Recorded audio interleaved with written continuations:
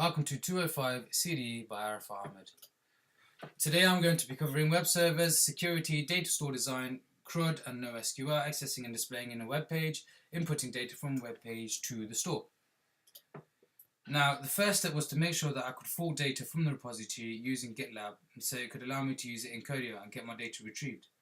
I had to make sure I had one running, which is what the Google App Engine was there for. I created an application identifier which was running, and it was.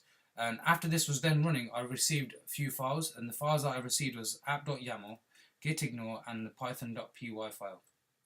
After this was then done, I entered the rest of this into my terminal. I entered the install Google App Engine into it, and also installed the port numbers for later, which you will see shortly. I then created a feedback form in my website to collect data for an example of data store. Now, the security part of this was to create a login page, as you can see here, where when a user writes the feedback, they have to log into the system, and once they log in, they have to put in an email address and a password. Now, I managed to get this far when I was doing the actual process, but the struggle I had here was actually saving the data, which I will get onto very shortly on in the data store part. But security-wise, they logged in, they put in their password, and then I managed to retrieve their information.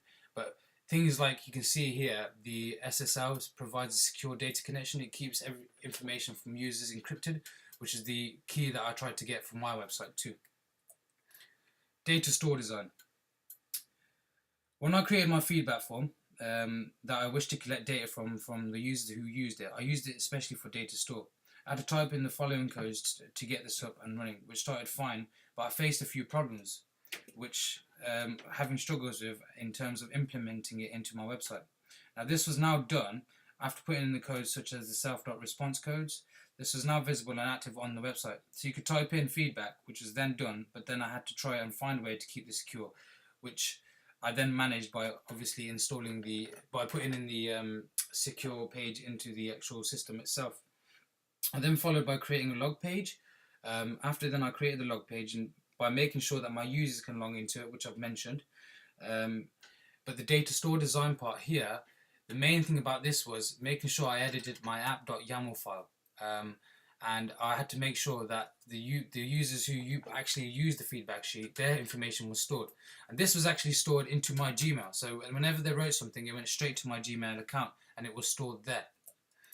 In terms of talking about CRUD and NoSQL, CRUD is actually creating, reading, update, and delete. And the SQL is the database. Now, this is actually talking about database management. As you can see, there's a few codes here. This is actually one code I've broken down in 3 different parts, explaining in terms of when they actually get into it. You know, the question says, are you registered as a user, to enter their login name and enter the password. Bear in mind, CRUD, SQL, security, and the next few slides that you will see, they are all linked. Accessing and displaying data in the web page.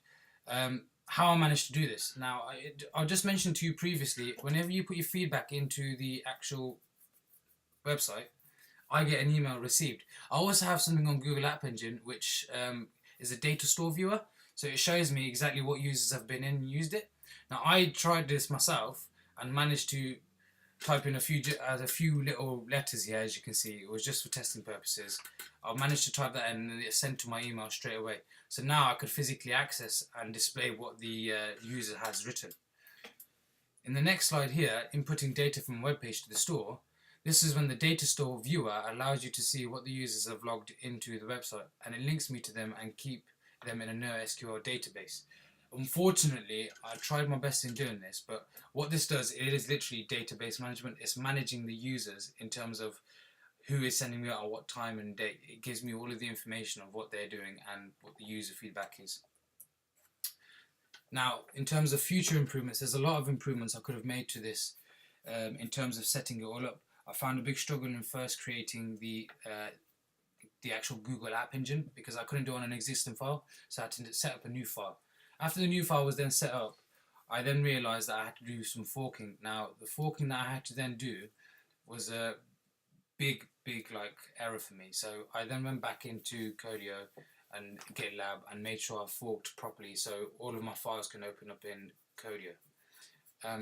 the other improvement that I could have definitely made in future terms was making sure my security and my SQL worked.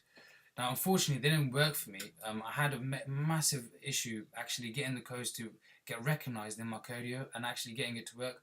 I tried the main handler settings and things like that, and added the extensions into my app.yaml and also the Python file, but nothing seemed to work. Overall, the experience that I've had doing this, it's been amazing. I mean, at the end of the day, I've learned so much. I feel as though in future improvements, I can use this and for my experience and actually improve on it. Now I know how to do the SQL. It's just now making it work. Thank you for your time for listening to the presentation. Thank you.